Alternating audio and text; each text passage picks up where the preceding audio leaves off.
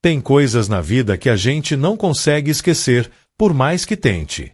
E eu tentei. Durante 3 anos eu tentei apagar da minha cabeça o que vi naquela tarde chuvosa de terça-feira. 3 anos segurando um segredo que me corroía por dentro, como ácido, que me acordava no meio da madrugada com o coração disparado, que me fazia evitar olhar nos olhos da minha própria filha. Meu nome é Carlos, tenho 68 anos e sou pai da Mariana, minha única filha. Ela sempre foi a luz da minha vida, sabe? Desde pequena, aquela menina era tudo pra mim. Lembro do dia que ela nasceu como se fosse ontem, era um domingo de sol. E quando o médico colocou ela nos meus braços pela primeira vez, eu prometi que ia proteger ela de tudo, de todos os males do mundo, de todas as pessoas ruins, de toda dor possível. Que ironia, né? No fim, não consegui protegê-la da pior dor. E pior ainda, eu contribuí para essa dor ao ficar calado. Mas vou começar do começo. A Mariana cresceu numa casa cheia de amor. Minha esposa, a Júlia, era uma mulher incrível, professora de português, apaixonada por literatura, sempre com um livro na mão. Foi ela quem passou para Mariana o amor. Pela leitura, pelo conhecimento, pela justiça. Educação é libertação, ela sempre dizia. E tinha razão. Quando a Júlia descobriu o câncer, a Mariana tinha 14 anos. Foi um choque brutal para todos nós. A doença avançou rápido, agressiva, impiedosa. Em menos de 1 ano, minha esposa se foi. A Mariana tinha acabado de fazer 15 anos, quando enterramos a mãe dela. Aqueles anos depois da morte da Júlia foram os mais difíceis da minha vida, até os últimos 3 anos, claro. Eu trabalhava como contador numa empresa média, fazia uns bicos de contabilidade para fora, tudo para garantir que a Mariana não faltasse nada. Ela estava devastada pela perda da mãe, mas era forte. Minha menina sempre foi forte. Nós desenvolvemos uma rotina. Eu acordava cedo, preparava café da manhã para nós dois, deixava ela na escola, ia trabalhar, voltava a tempo de buscar ela, jantar juntos, ajudar nos deveres. Fins de semana eram sagrados, a gente ia ao cinema, caminhava no parque, cozinhava juntos. Ela me ensinava as coisas da escola, eu ensinava ela a fazer as receitas da mãe. Depois que minha esposa faleceu quando a Mariana tinha só 15 anos, nós dois nos tornamos inseparáveis. Eu criei ela sozinho, trabalhei dobrado para dar o melhor que eu podia, para que ela não sentisse falta de nada. E olha, não foi fácil. Teve noites que eu chorava sozinho no meu quarto, pensando se estava fazendo tudo certo, se conseguia ser pai e mãe ao mesmo tempo, se a Mariana ia ficar bem. Mas ela ficou. Minha filha se tornou uma mulher incrível.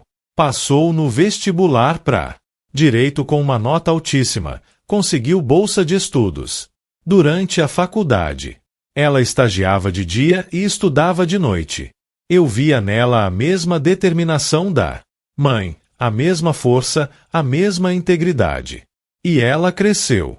Se formou advogada, linda, inteligente, determinada. Conheceu o Ricardo quando estava no último ano da faculdade. Lembro como se fosse ontem, quando ela chegou em casa toda radiante, com aquele sorriso que iluminava o ambiente inteiro, me dizendo que tinha conhecido alguém especial. Foi num evento da faculdade dela, uma palestra sobre engenharia e direito empresarial. O Ricardo estava lá representando a empresa onde trabalhava. Ele era engenheiro civil, 5 anos mais velho que ela, formado por uma universidade boa. A Mariana disse que foi amor à primeira vista. Ele tinha se aproximado dela no coffee break, puxado conversa, feito ela rir. Nas primeiras semanas, ela me falava dele sem parar. Pai, ele é tão inteligente, tão engraçado, tão atencioso. Ricardo ligava todo dia, mandava flores pro escritório. Onde ela estagiava, a levava em restaurantes bacanas. Eu via minha filha feliz de um jeito que ela não era desde antes da mãe morrer. A primeira vez que o conheci pessoalmente foi num jantar que a Mariana organizou. Em casa. Ela passou o dia inteiro cozinhando, nervosa, querendo que tudo saísse perfeito. Pai, você vai gostar dele, eu tenho certeza, ela repetia. O Ricardo chegou pontualmente às 8, com uma garrafa de vinho caríssima e um buquê de flores para mim. Isso me surpreendeu, a maioria dos rapazes traz flores para a namorada, mas ele pensou em mim também. É um prazer conhecer o senhor. Ele disse com um aperto de mão firme. Mariana fala do senhor com tanto carinho, tanto respeito. O Ricardo me pareceu um bom rapaz naquele primeiro encontro. Educado, bem vestido, sempre com uma palavra gentil. Durante o jantar, ele fez todas as perguntas certas, demonstrou interesse genuíno em me conhecer, elogiou a comida, ajudou a recolher os pratos. Falou sobre o trabalho dele com paixão, sobre os projetos da empresa, sobre os planos pro futuro. Senhor Carlos, ele disse no final da noite, quero que o senhor saiba que minhas intenções com a Mariana são sérias. Eu a amo de verdade e quero construir um futuro com ela. Aquilo me tocou. Parecia sincero. Parecia honesto. Como eu ia saber que tudo não passava de uma fachada meticulosamente construída? Depois que ele saiu, a Mariana veio correndo para a sala. E aí, pai? O que você achou? Os olhos dela brilhavam de expectativa. Eu sorri. Ele parece um bom rapaz, filha. Se você é feliz com ele, eu aprovo. Ela me abraçou forte. Obrigada, pai. Sua opinião é a mais importante para mim. Era engenheiro, trabalhava numa empresa grande de construção civil, tinha carro do ano, um apartamento próprio. Nas aparências, era o genro perfeito.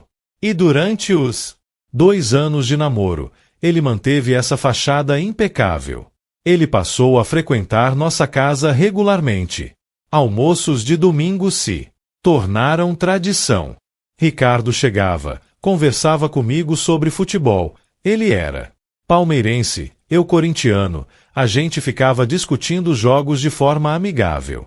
Ajudava a Mariana na cozinha, fazia questão de lavar a louça. Deixa que eu faço. Sogro, o senhor trabalhou a semana toda, merece descansar. Minha filha estava radiante. Eu queria tanto que ela fosse feliz, sabe? Depois de tudo que passamos juntos, depois de toda a luta, depois de perder a mãe tão jovem, eu só queria ver ela sorrindo daquele jeito. E o Ricardo parecia ser capaz de fazê-la feliz. Tinha uns pequenos detalhes que me incomodavam, confesso. A forma como ele olhava para o celular durante as conversas, sempre checando, sempre digitando. As vezes que ele cancelava compromissos em cima da hora, problema no trabalho. Sempre era trabalho. O jeito possessivo como ele às vezes tratava a Mariana, disfarçado de preocupação. Mas eu ignorei. Achei que estava sendo paranoico. Super protetor. Eles namoraram 2 anos. Durante esse tempo, acompanhei a Mariana se formar, começar a trabalhar num escritório de advocacia renomado, crescer profissionalmente. O Ricardo também progredia na carreira, tinha sido promovido a gerente de projetos, ganhava bem, tinha estabilidade. Quando ele pediu ela em casamento, foi numa noite que a gente tinha saído para jantar os 3. Ele tinha planejado tudo nos mínimos detalhes. Antes de chegar no apartamento onde moravam, ele me ligou pedindo permissão. Senhor Carlos, eu gostaria da sua bênção para pedir a Mariana em casamento. Prometo que vou cuidar dela, respeitar ela, fazer ela feliz. Eu dei. Claro que eu dei. Como eu ia saber que era tudo mentira? Como eu ia imaginar que aquele homem que parecia tão correto, tão dedicado, era capaz de Tanta falsidade! O pedido foi lindo. Ele levou a Mariana num lugar especial, ajoelhou, tinha um anel. Com um diamante pequeno, mas bonito. Ela me ligou chorando de alegria. Mal conseguia falar direito. Pai, eu disse sim. Vou casar.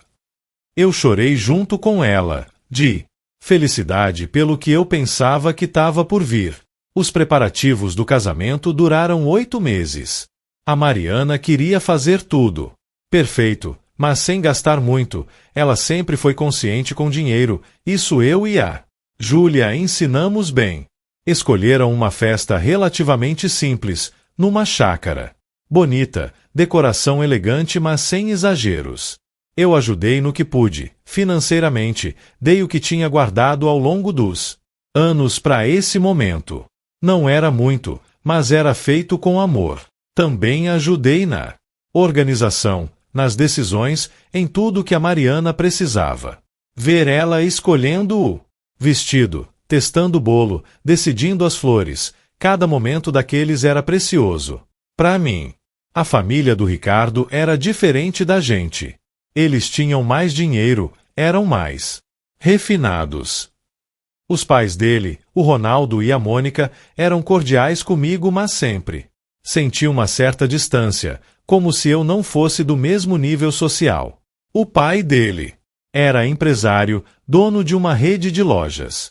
A mãe nunca tinha trabalhado, vivia de fazer caridade e frequentar clubes. Lembro de um jantar de confraternização das famílias, uns 3 meses antes do casamento. A Mônica fez um comentário sobre a Mariana ter sorte de conseguir um marido tão bom. Como se minha filha, advogada formada, trabalhadora, não fosse boa o suficiente por si só. Engoli o orgulho naquele dia. Pela Mariana, eu engolia muita coisa. Casaram numa cerimônia linda, com 200 convidados. Foi num sábado de outubro, céu azul, temperatura perfeita. A Mariana estava deslumbrante no vestido. Branco, simples mas elegante. Quando eu a levei até o altar, minhas pernas tremiam.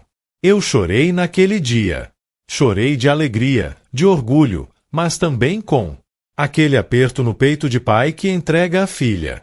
Aquele pressentimento estranho, que a gente tenta ignorar, mas que fica ali, latente, incomodando. A cerimônia foi emocionante. O Ricardo chorou quando a Mariana entrou. Eles trocaram votos que eles mesmos escreveram, palavras bonitas sobre amor, companheirismo, eternidade. Prometo te amar e te respeitar todos os dias da minha vida, ele disse. Mentiras. Tudo mentiras. Mas naquele momento, eu acreditei. Todos acreditaram. Na festa, fiz um discurso. Falei sobre como tinha criado a Mariana sozinho depois que a Júlia faleceu, sobre como ela tinha se tornado uma mulher forte e incrível, sobre como eu aceitava o Ricardo na família com o coração aberto. Cuide bem da minha filha, eu disse olhando para ele. Ela é meu bem mais precioso. Ele prometeu que cuidaria. Mais uma mentira. Dancei a valsa com a Mariana. Era uma música que a Júlia adorava, que a gente sempre tocava em casa. Minha filha chorou nos meus braços. Obrigada por tudo, pai. Por ter sido mãe e pai. Por ter me dado tudo. Por estar sempre aqui. Eu a apertei forte. Sempre, filha. Sempre vou estar aqui para você. No final da noite, quando eles foram embora para a lua de mel, 15 dias na Europa. Presente dos pais dele, eu voltei para casa vazio. Sentei na sala escura e deixei as lágrimas caírem. Não eram só lágrimas de alegria. Tinha algo mais. Medo. Apreensão. O pressentimento de que algo ia dar errado. Tentei ignorar aquele sentimento. Pensei que era só a dificuldade de deixar minha filha ir, de aceitar que ela agora tinha uma nova família. Mas não era só isso. Era algo mais profundo, mais visceral. Intuição, talvez. O instinto de pai que sente quando o filho tá em perigo. Nos primeiros anos de casamento, tudo parecia perfeito, pelo menos por fora. Eles compraram um apartamento bonito num bairro bom, bem mobiliado, 3 quartos, 2 banheiros, uma cozinha americana que a Mariana adorou. Ela me levou pra conhecer assim que se mudaram, toda empolgada mostrando cada cômodo. Olha, pai, aqui vai ser o escritório, onde eu vou trabalhar quando trouxer coisas pra casa. E esse quarto aqui, ela abriu a porta de um cômodo menor, vai ser do bebê. Quando a gente decidir ter, ela falava com tanto sonho nos olhos. Planos, futuro, família, tudo o que eu queria para ela. A Mariana continuou trabalhando no escritório de advocacia dela, focada na carreira, pegando casos cada vez mais complexos. O Ricardo subia na empresa. Mais promoções, mais responsabilidades, mais dinheiro. Nas aparências, eles eram o casal perfeito. Jovens, bonitos, bem-sucedidos, apaixonados. Eu visitava eles com frequência, sempre levava alguma coisa, um bolo de cenoura, que a Mariana amava, uma lasanha, aquele frango assado com batatas que eu fazia. Cozinhar sempre foi meu hobby, minha forma de mostrar carinho. Desde que a Júlia morreu, foi também minha terapia. Mas eu começava a notar coisas. Pequenas coisas, quase imperceptíveis. Ricardo chegava cada vez mais tarde do trabalho. Sempre tinha reuniões, obras para visitar, clientes para atender. A Mariana jantava sozinha na maioria das noites. Quando eu ligava à noite para falar com ela, ele raramente estava em casa. Ele trabalha muito, né, pai? Ela dizia. Tinha orgulho na voz, mas também algo mais. Solidão, talvez. Trabalha sim, eu respondia. Mas meu instinto gritava que tinha algo errado. Ninguém trabalha até às 10, 11 da noite todos os dias. Ninguém. Tem tantas reuniões de última hora assim. Perguntei algumas vezes. Filha, tá tudo bem entre vocês? O Ricardo tá muito ausente. Ela sorria. Tá tudo ótimo, pai. É só uma fase corrida no trabalho dele. Vai passar. Eu queria acreditar. Mas a cada visita, via minha filha mais cansada, mais triste, mais sozinha. Mas aí veio aquela terça-feira. Uma terça-feira comum de março, 3 anos atrás. Dia tinha amanhecido nublado, com aquela chuva fina e persistente que deixa tudo cinza, melancólico. Eu tinha acordado com uma sensação estranha, aquele tipo de pressentimento inexplicável que às vezes a gente tem. Tinha combinado com a Mariana alguns dias antes. Ela precisava que eu guardasse umas pastas importantes do trabalho, documentos de um caso grande, que ela estava mexendo. Era algo sobre uma ação trabalhista complexa, papéis que não podiam ficar no escritório por questões de segurança. Ela tinha me dado uma chave reserva do apartamento e pedido para eu deixar tudo na mesa do escritório deles.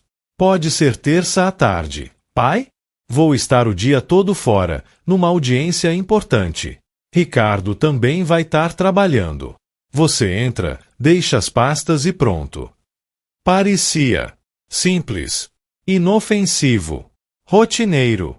Como eu ia imaginar que aquele favor banal ia mudar tudo? Peguei as pastas de manhã. Estavam guardadas no meu armário, bem organizadas. Dentro de uma caixa de papelão. Eram pesadas, cheias de documentos. Coloquei tudo no porta-malas do carro. Passei o dia fazendo minhas coisas. Tinha uns clientes para atender, umas contas para fechar. Trabalho de contador é assim, sempre. Tem coisa para fazer. Cheguei no prédio deles por volta das 3 da tarde. A chuva tinha apertado naquele horário, aquela chuva grossa, barulhenta, que encharca em segundos. Corri do estacionamento até o hall de entrada, mas mesmo assim fiquei meio molhado. Porteiro me cumprimentou, já me conhecia de tantas visitas. Boa tarde, seu Carlos. Vai subir. Boa tarde, Edmilson. Vou sim, só deixar umas coisas para minha filha. Subi no elevador até o 6º andar, onde ficava o apartamento deles. O corredor estava silencioso, só o som da chuva batendo nas janelas no fim do corredor. Peguei a chave que a Mariana tinha me dado, aquela chave reserva com um chaveiro de coração vermelho que ela tinha comprado. Abri a porta com cuidado. Sempre tive esse hábito de não fazer barulho em casa alheia, mesmo quando tenho permissão para entrar. Tirei os sapatos molhados ali na entrada para não sujar o tapete bege que a Mariana tinha comprado. Ela adorava aquele tapete, vivia dizendo que deixava a sala mais aconchegante. O apartamento estava em silêncio. Ou pelo menos era o que eu pensava. As cortinas estavam fechadas, deixando tudo meio escuro, com aquela penumbra de dia chuvoso. Fiquei ali parado por alguns segundos, deixando os olhos se acostumarem com a pouca luz, segurando as pastas pesadas. A sala estava arrumada. A Mariana sempre foi organizada, aprendeu isso comigo. Almofadas alinhadas no sofá, revista arrumadas na mesa de centro, tudo no lugar. Nada fora do normal. Respirei aliviado. Não sei porquê, mas tinha aquela sensação estranha desde de manhã, aquele pressentimento ruim. Fui direto pro escritório no final do corredor. Era um cômodo pequeno, mas bem organizado, com uma escrivaninha de madeira escura que eles tinham comprado. Num antiquário, estantes cheias de livros jurídicos da Mariana, códigos, doutrinas, jurisprudências todas organizadas por cor e tamanho. Tinha também algumas plantas que ela adorava cuidar, uma jiboia, um cacto, umas suculentas.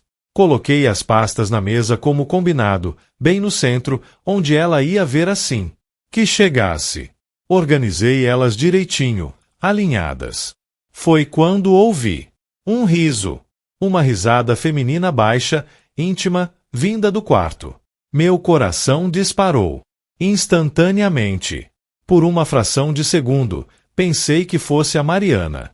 Mas não podia ser. Ela tinha dito que ia ficar o dia todo fora. E além disso, aquela risada não era dela. Eu conheço a risada da minha filha desde que ela nasceu. Aquela era diferente. Mais aguda, mais íntima. Meu sangue gelou. O coração que tinha disparado agora parecia ter parado. Completamente. Conseguia ouvir o sangue pulsando nas minhas têmporas. Minhas mãos começaram a tremer, um tremor fino mas perceptível. Algo dentro de mim já sabia o que eu ia encontrar, mas a mente ainda tentava negar, tentava criar explicações alternativas, qualquer coisa para não encarar o óbvio. Talvez fosse a televisão ligada. Talvez o Ricardo tivesse chegado mais cedo e tivesse convidado uma colega de trabalho para discutir algum projeto. Talvez. Mas eu sabia. No fundo, eu já sabia. Caminhei pelo corredor devagar, cada passo me custando um esforço imenso. Era como caminhar dentro d'água, com aquela resistência, aquela lentidão. Meus pés descalços não faziam barulho no chão frio do corredor. Cada passo parecia durar uma eternidade. O corredor, que normalmente eu percorria em segundos, pareceu quilométrico. A porta do quarto estava entreaberta, apenas uma fresta, mas o suficiente. Suficiente para ver. O suficiente para destruir tudo. Parei ali na entrada do corredor. Minha mão segurou na parede para me apoiar. Minhas pernas fraquejaram. E então eu vi Ricardo, meu genro, o homem que tinha prometido cuidar da minha filha, respeitar ela, amá-la para sempre. Na cama que ele dividia com a Mariana. Na cama que eu tinha ajudado eles a escolher quando se mudaram. Com outra mulher. Não vou descrever a cena em detalhes, porque até hoje, 3 anos depois, meu estômago se revira só de lembrar. Meu peito aperta. Minha visão escurece nas bordas. É uma memória que eu queria poder apagar, mas que tá gravada a fogo na minha mente, indelével, permanente. A mulher era jovem, devia ter uns 20 e poucos anos, nova demais, quase da idade da Mariana. Loira, bonita, com aquele tipo de beleza que a gente vê em revistas. Eles não me viram. Estavam completamente alheios ao mundo, envolvidos naquele momento de traição absoluta, de desonestidade completa. Eu queria gritar. Queria entrar ali e arrancar a cabeça dele. Queria xingar, espancar, destruir.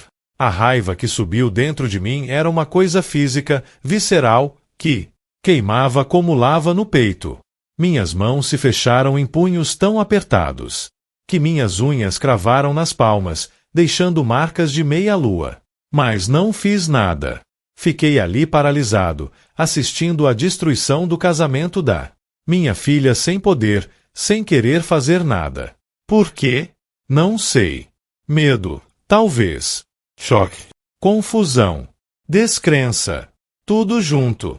Recuei pro corredor. Meu corpo se moveu no automático, sem que eu conscientemente decidisse nada. Minhas mãos tremiam tanto que quase deixei cair a chave. Ela escorregou entre meus dedos suados, bateu no chão com um barulho metálico que pareceu ensurdecedor naquele silêncio. Congelei. Será que tinham ouvido? Esperei 10, 15 segundos que pareceram horas. Nenhum barulho vindo do quarto além daqueles sons que eu não queria ouvir. Peguei a chave do chão com dedos trêmulos e me dirigi para a porta de saída. Cada movimento tinha que ser calculado, silencioso. Peguei meus sapatos. Molhados, não tive coragem de calçar ali, qualquer barulho podia me delatar. Segurei eles na mão. Abri a porta devagar, milímetro por milímetro, rezando para ela não render. Saí e fechei com cuidado extremo para não alertá-los da minha presença. No corredor do prédio, encostei na parede fria. Minhas pernas tinham virado gelatina. O coração batia tão forte que parecia que ia sair pela boca. Suor frio escorria pelas costas. Náusea. Tanta náusea. Desci as escadas correndo. Não tive coragem de esperar o elevador, tinha medo de encontrar algum vizinho e que vissem meu rosto transtornado, que percebessem que algo estava errado. 6 andares de escada que desci quase tropeçando, segurando no corrimão para não cair. Cheguei no térreo ofegante. O porteiro olhou para mim com preocupação. Tá tudo bem, seu Carlos? O senhor tá pálido. Tô bem, menti. Só esqueci uma coisa. Preciso voltar depois.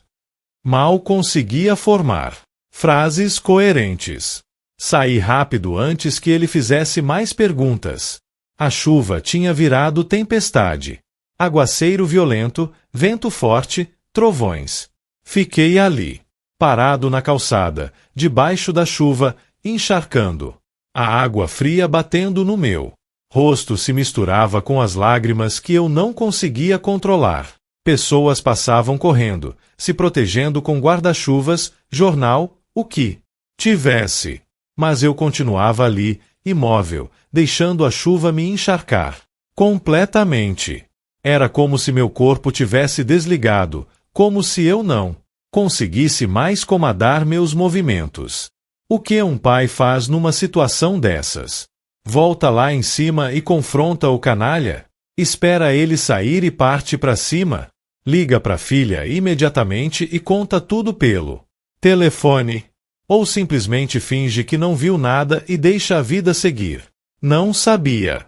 Não sabia de nada. Minha mente era um caos absoluto, pensamentos se atropelando, emoções se chocando, raiva, tristeza, descrença, medo, angústia. Tudo ao mesmo tempo.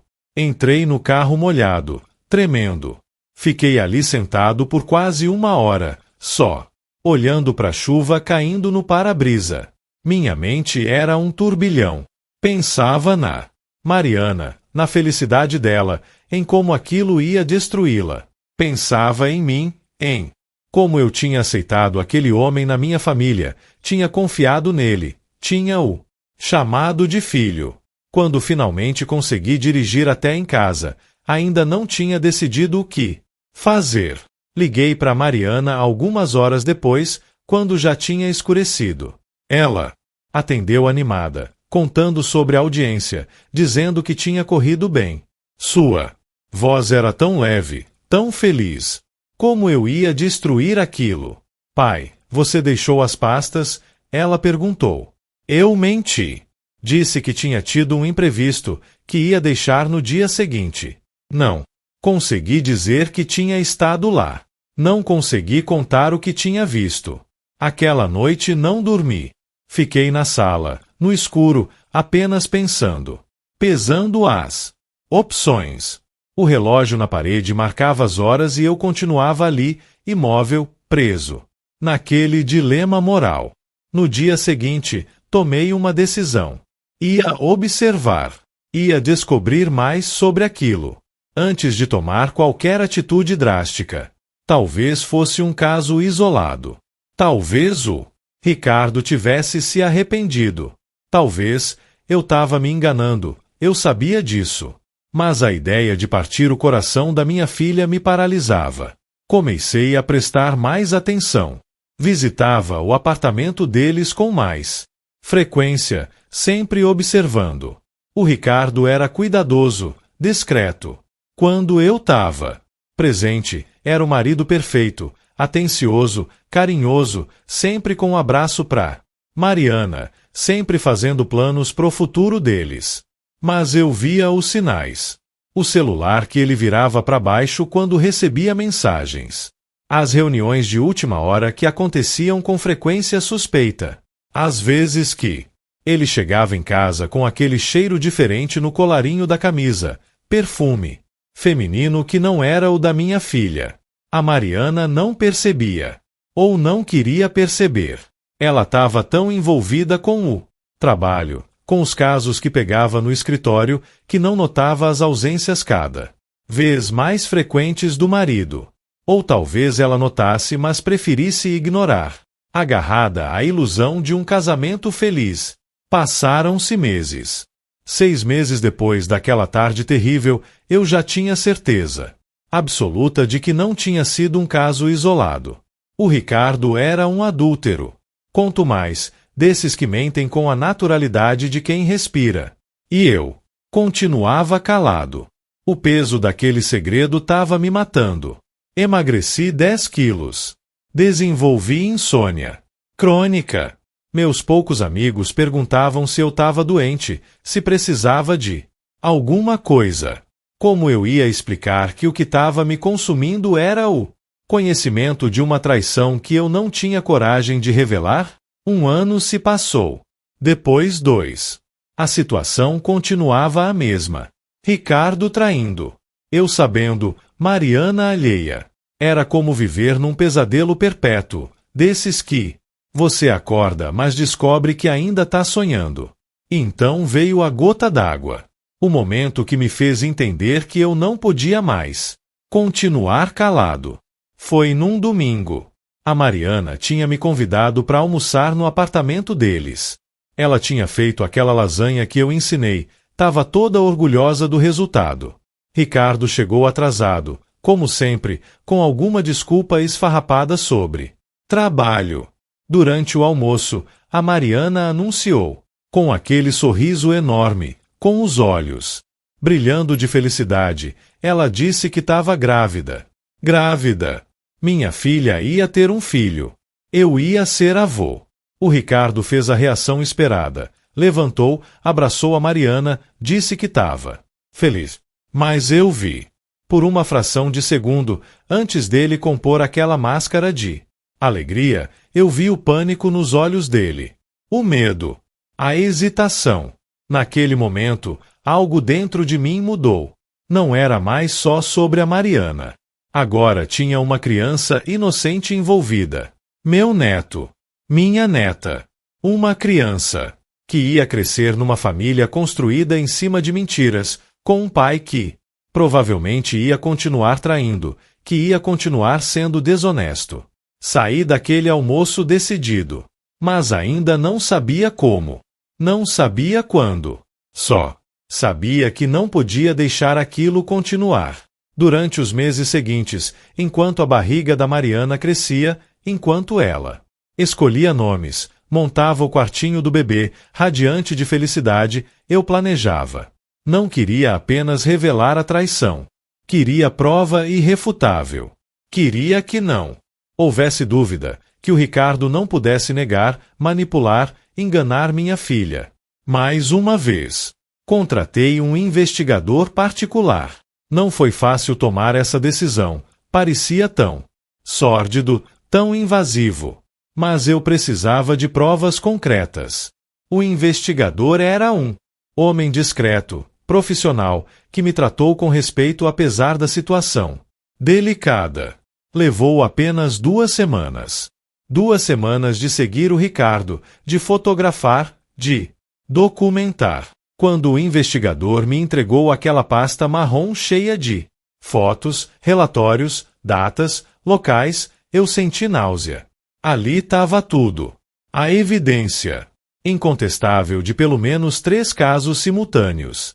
A loira que eu tinha visto 3 anos atrás ainda estava na jogada. Mas agora tinha também uma morena que trabalhava na mesma empresa que ele e outra mulher, divorciada, que morava num prédio próximo. O Ricardo era metódico na sua desonestidade.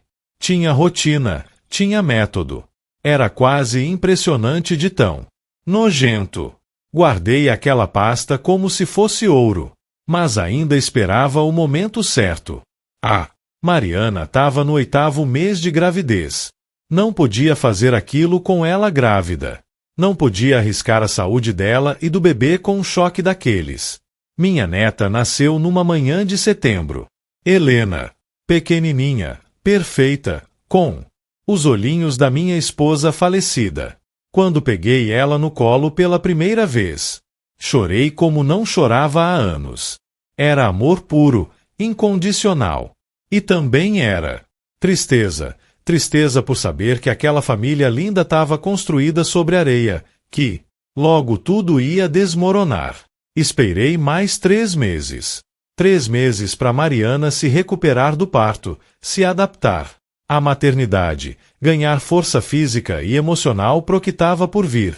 Durante esse tempo, continuei visitando, continuei ajudando, continuei sorrindo enquanto por dentro me corroía aquele segredo hediondo. O Ricardo, acreditem se quiser, ficou ainda mais ousado após o nascimento da Helena. Talvez achasse que agora, com um filho, a Mariana nunca o deixaria. Talvez simplesmente não se importasse mais em disfarçar.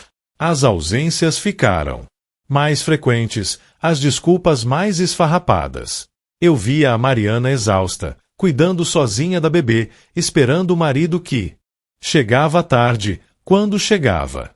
Ela fazia perguntas tímidas. Onde você estava? Por que não atendeu meu telefone? E ele respondia com irritação, como se ela fosse uma chata por cobrar a presença dele. Foi numa sexta-feira de dezembro que eu finalmente decidi. A Helena tinha 3 meses. A Mariana tinha me ligado chorando de manhã cedo. O Ricardo tinha saído no dia anterior dizendo que ia viajar a trabalho por 2 dias, mas ela tinha descoberto que não tinha nenhuma viagem marcada na empresa. Ela estava desconfiada, magoada, confusa. Pai, você acha que ele tá me traindo? Ela perguntou entre soluços. Meu coração se partiu.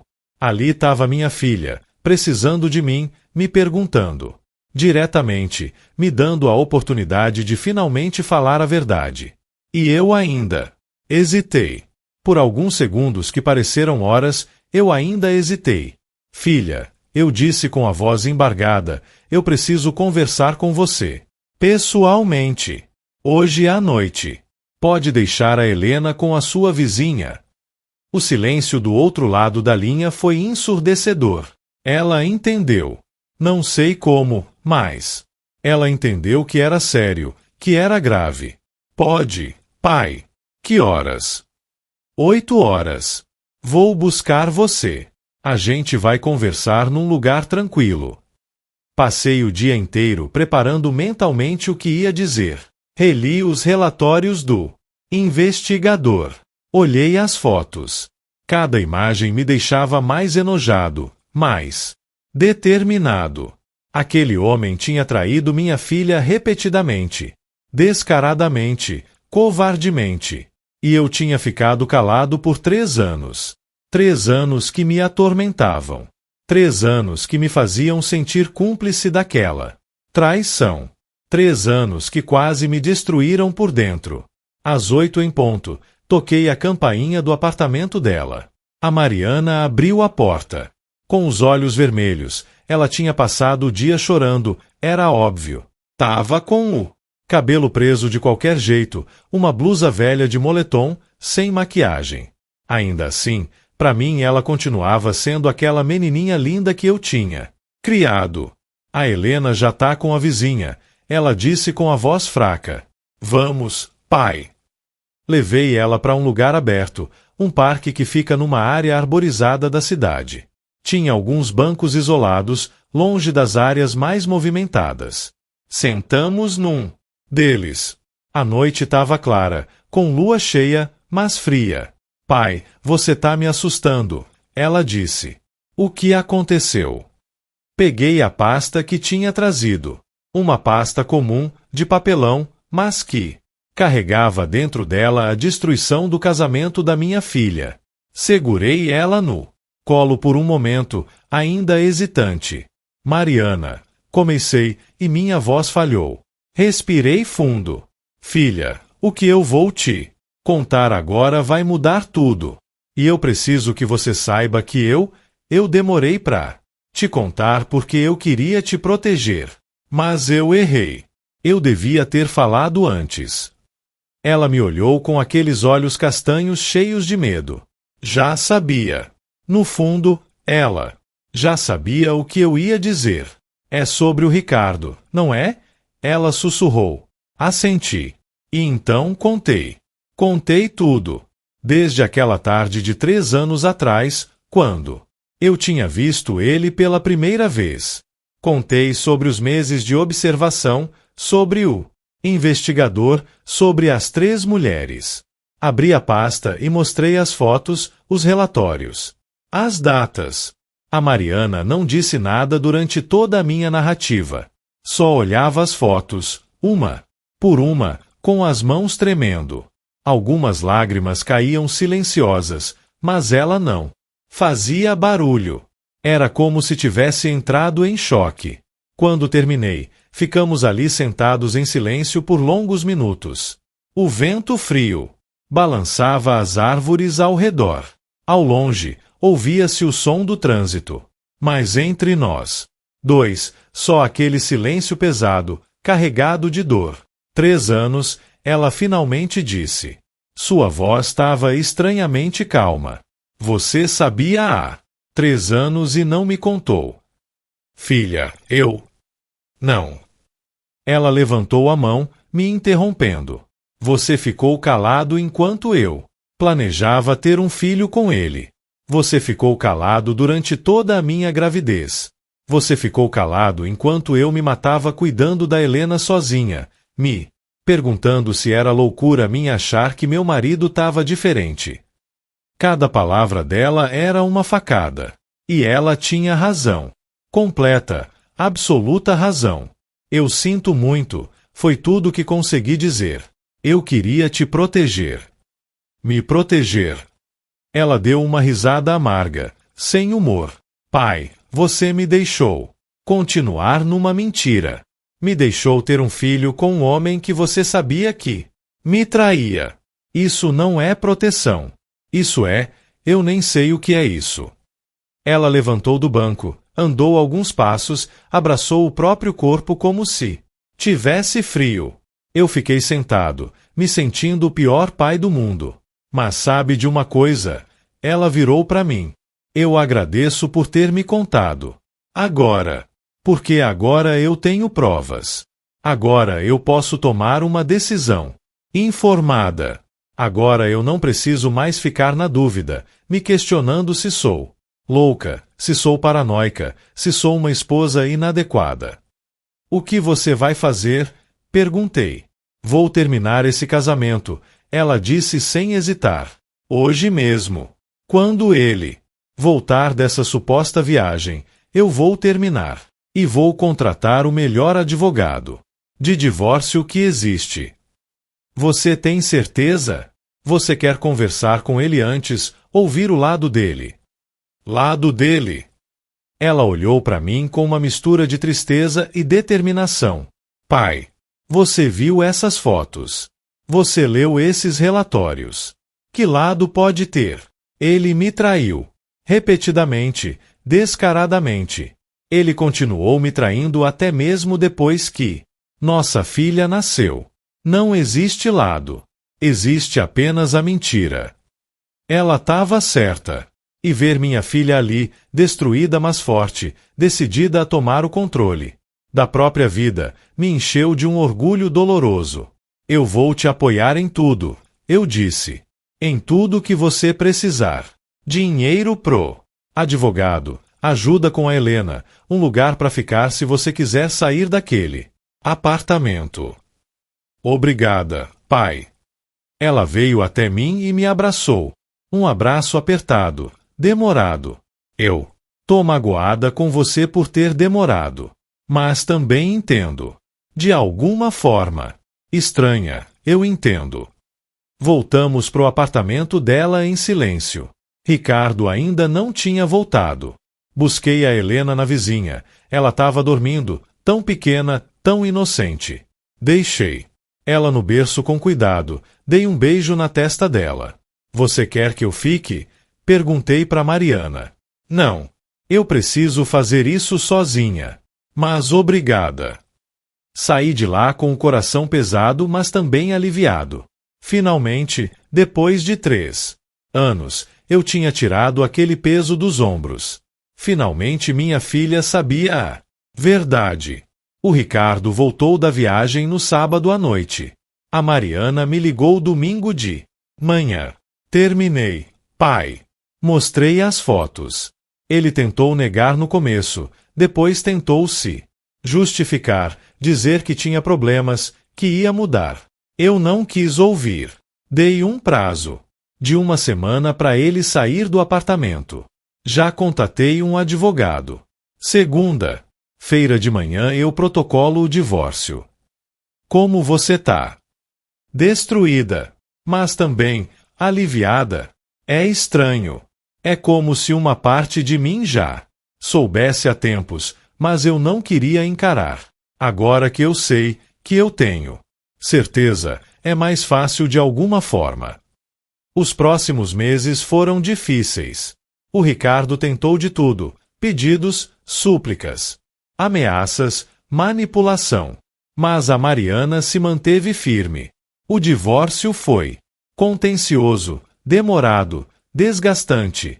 Ele tentou ficar com a guarda compartilhada da Helena, mas com as evidências de infidelidade e negligência familiar, acabou ficando apenas com visitas supervisionadas. A Mariana vendeu o apartamento, não aguentava mais ficar naquele lugar cheio de memórias ruins.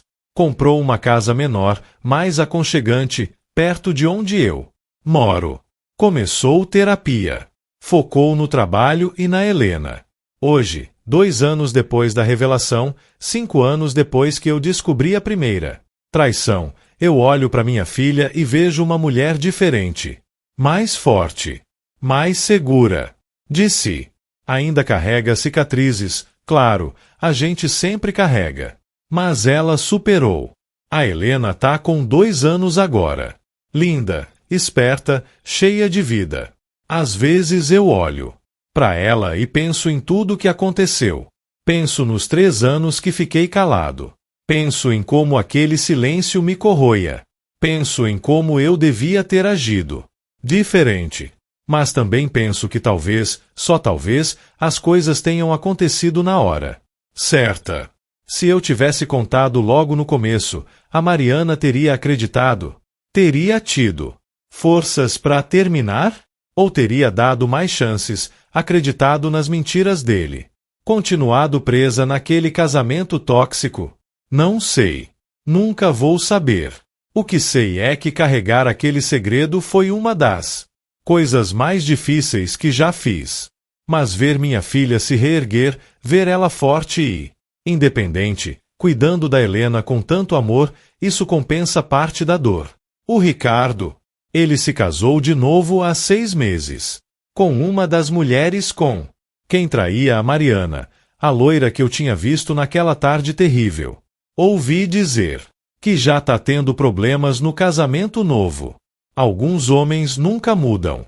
Quanto a mim, ainda carrego a culpa por ter ficado calado por tanto tempo. Ainda. Acordo às vezes no meio da noite, pensando e se? E se eu tivesse contado antes? E se tivesse agido diferente? E se? Mas também aprendi algo importante. Às vezes, quando a gente tenta proteger as pessoas que ama, a gente acaba fazendo exatamente o oposto. Às vezes, a verdade, por mais dolorosa que seja, é o único presente real que podemos dar. Então, para quem está passando por algo parecido, para quem está guardando um segredo que corrói por dentro, meu conselho é: fale. Conte a verdade. Sim, vai doer. Sim, vai ser difícil. Sim, as pessoas podem ficar magoadas. Mas o silêncio, a cumplicidade forçada, a omissão, isso dói mais. Isso destrói mais. Isso consome a alma aos poucos, dia após dia. Eu fiquei calado por 3 anos e quase perdi minha filha por causa disso. Não fisicamente, mas emocionalmente. Levou tempo para ela me perdoar completamente. Levou tempo para eu me perdoar. Hoje, sentado aqui contando essa história, olho pela janela e vejo a Mariana brincando com a Helena no jardim. Elas estão rindo, felizes, livres. E eu penso que valeu a pena ter contado, mesmo que tarde, valeu a pena. Porque a verdade, por mais dura que seja, é sempre melhor que a mentira. Sempre. E esperar 3 anos para revelar essa verdade foi meu erro. Um erro que custou caro, mas que no final, de alguma forma, levou minha filha para um lugar melhor. Ela merecia saber. Merecia ter escolha. Merecia ter controle sobre a própria vida. Mesmo que eu tenha demorado demais para dar isso a ela, pelo menos eu dei. No final, foi isso que importou. Às vezes ainda me pergunto como seria se eu tivesse feito as coisas diferentes. Mas então vejo minha filha sorrindo, vejo minha neta crescendo saudável e feliz, e entendo que não adianta viver de e se. A gente faz o melhor que pode com a situação que tem. E aprende. E segue em frente. É isso. Essa é minha história. A história de como eu vi meu genro traindo minha filha. Fiquei calado por 3 anos e finalmente decidi revelar tudo. Não é uma história bonita. Não é uma história com final feliz perfeito. Mas é real. É humana. É cheia de falhas e acertos, de dor e cura, de silêncio e verdade. E se alguém que está lendo isso se identifica, se está passando por algo parecido, deixa eu te dizer uma coisa: não espere 3 anos como eu esperei. Não carregue esse peso. A verdade vai doer, sim. Mas o silêncio dói mais. Muito mais. Fale. Conte. Revele. As pessoas que você ama merecem a verdade. E você merece se libertar desse fardo. Porque no fim das contas, a única coisa pior que uma verdade dolorosa é uma mentira confortável que corrói tudo por dentro.